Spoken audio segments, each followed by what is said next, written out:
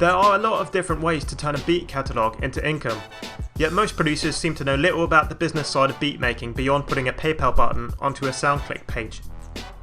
After spending countless hours honing your craft, learning production techniques, downloading the best VSTs and making awesome beats, it can be very frustrating if you're not racking up the kind of sales you want.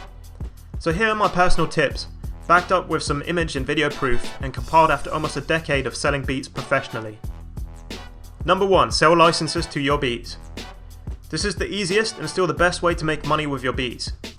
Once you have a decently sized catalogue of quality beats, you can register and set up your own website for cheap, or sign up to a VIP artist service like Music Central or My Flash Store that will allow you to set up your own beat selling homepage.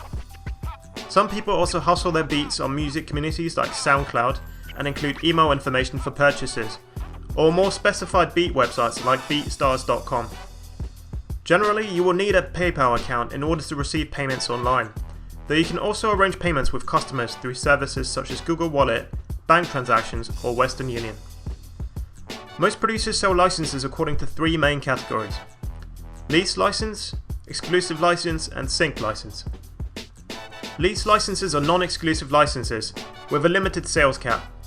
This means that your buyer can only sell a limited number of digital downloads of physical albums, usually around 2,000 to 10,000. Your beat can be leased to an unlimited amount of buyers as you retain the rights to your beat. Lease licenses are sold by producers anywhere from $1 to $50, with an average of around $25. It is common practice to also offer premium lease licenses, where buyers are given the option to pay a little extra to receive separated instrumental track lines of your beat and/or to sell more units. Exclusive licenses, on the other hand, are full ownership licenses, usually with an unlimited sales cap. They are therefore sold to only one customer, and the beat is subsequently marked as sold. Naturally, they will be priced a lot higher, anywhere from $50 to $1 million if you're Timbaland. The final license type, which is ignored by the majority of producers, is a sync license. While lease and exclusive licenses are targeted at recording artists, sync licenses are for media professionals and broadcasters such as websites, movies, TV, or video games. Sync licenses are usually limited to a specified number of broadcasts, for example 1 DVD release title. They are commonly priced between lease and exclusive licenses, depending on the intended use. If you're planning to make beats your full-time income, then selling licenses will be the backbone of your operation. Even if your plan is to go after album placements, your first priority should always be setting up your internet presence. Get yourself a PayPal account, set up a beat selling website, and start promoting. Here on my PayPal account you can see the kind of income our beat page generates in a good month. That's $23,000 in USD only. Now of course bear in mind I've been selling beats for a long time, but the sky really is the limit for you. Number 2. Sell other producers' beats. It might seem counterintuitive to spend your time pushing other producers' beats, but building up a team of beat makers can be beneficial in many ways. Not only can you feed off each other creatively and provide your customers with a constant stream of fresh material, you can also agree to take a set percentage of the sales you make for your fellow producers. If you put together a strong team with a diverse range of beat styles, you can greatly increase your market share and divide marketing duties. Everyone benefits. Number 3. Sell MP3 downloads. A lot of producers neglect selling MP3 downloads to their beats, opting instead to give out free downloads, or not to allow any downloading at all. However, giving out MP3 downloads for 99 cents or $1.99 for example, can actually be a great additional revenue source. Essentially this is free money, as you can make it clear to your customers that the MP3 downloads are intended for non-profit use only. There is a big market of music fans and casual artists who might enjoy just listening to your beats or recording on them for demo or personal use, without wanting to invest the 20 odd bucks for a commercial lease license. If you're worried about the safety of your beats, you can always tag them and tell customers that untagged versions are only sent out with lease or exclusive licenses. This is a fair deal for everyone, as your listeners will still get to enjoy and or trial your beats. MP3s can be sold through a number of online vendors such as iTunes, Amazon, or the SoundClick MP3 store. Number 4. Make beat tapes. Similar to selling MP3s, it is well worth your time releasing beat tapes or compilations of your instrumentals, perhaps even the odd exclusive release with unpublished beats. This can generate a lot of excitement amongst your fans and lead to your music being discovered by whole new fan groups on sites like CD Baby. Over the years I've released a number of compilation albums and published them all via CD Baby. The site is really useful. As well as selling your music through their own website, they will distribute your songs to all their digital partners such as iTunes, Amazon, MySpace Music or Rhapsody. What's more, you have the ability to enter all your songs into sync licensing deals via Rumblefish, which can potentially earn you even more money if your beats are used, for example in YouTube videos. CD Baby have paid out almost $10,000 to me so far, and as they add more and more digital partners, the monthly checks seem to get bigger and bigger. Number 5. Become a YouTube partner. Becoming a YouTube partner, and subsequently having sponsored advertisements displayed in your videos, is more of a long-term strategy, as it will take you a while to get to a point where you're making decent money. Unlike before though, anyone can monetize videos now, which basically means you will have Google Ads displayed before, during, or after your videos.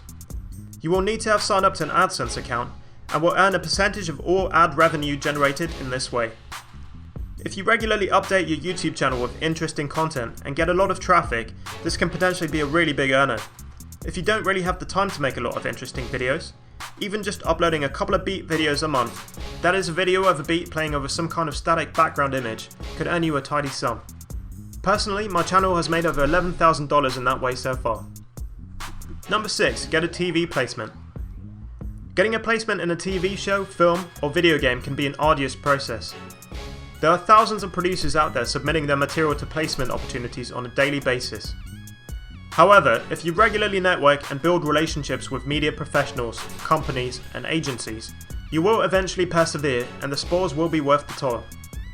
While you won't necessarily be paid a large sum upfront, the royalty payments are where producers really make the big bucks. In order to benefit from this, it is essential that you are registered with a royalty collection association such as BMI, ASCAP, SESAC or PRS. TV stations in the US in particular pay out large sums just for short music segments in their programming.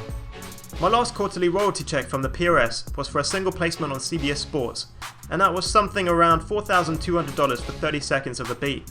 That's not too bad, right? Number 7. Get your beats on internet radio. Getting your beats onto a regular radio station can be pretty hard, as by and large stations are only interested in full songs.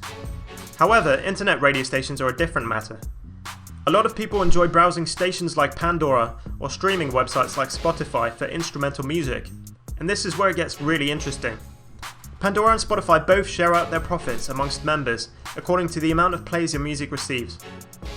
You do have to jump through some hoops to get your music onto online radio stations or streaming sites, but if your beats prove popular, this can be a nice little side earner. Pandora just recently announced that they send over 2,000 artists more than $10,000 a year.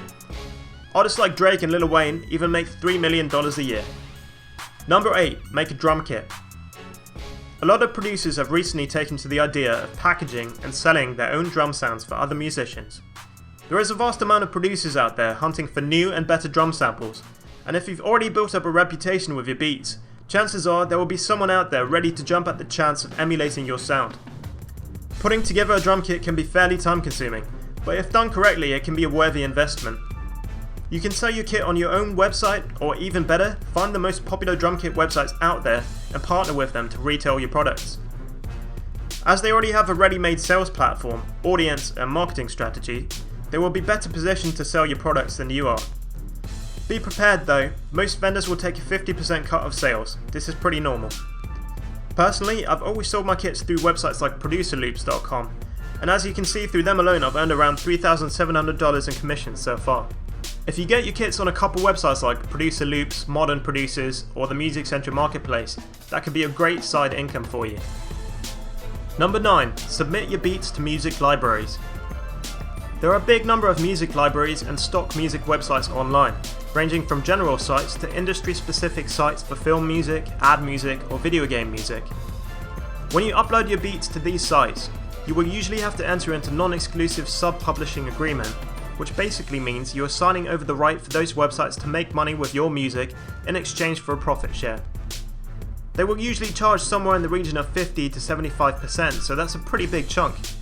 However, a lot of producers make a good amount of money licensing their beats through websites such as Pump Audio or Audio Jungle. The customers of these sites are usually video creators, advertisers, or website owners. So by uploading your music to these sites, you can reach a new audience outside of the recording artists. Just make sure you read any contract you sign with these websites very carefully, as some of them are known to be fairly cutthroat. Number 10. Be creative. Okay, so this last one's a bit of a cop-out, but what I'm trying to say is that there are an endless number of ways in which you can make money from beats, You're certainly not limited to selling licenses through a website or hustling your beats to artists for placements. There are many other avenues I haven't covered in this list, and probably a whole lot more I've never even thought about. You could run song contests for artists with a paid submission, for example, like we did here earlier in the year. Or you could write an ebook or get paid for product placements on your website. If you come up with any more great ideas or want to collaborate on an innovative project, you're always welcome to hit me up. That's all from me, AD. I'll see you next time.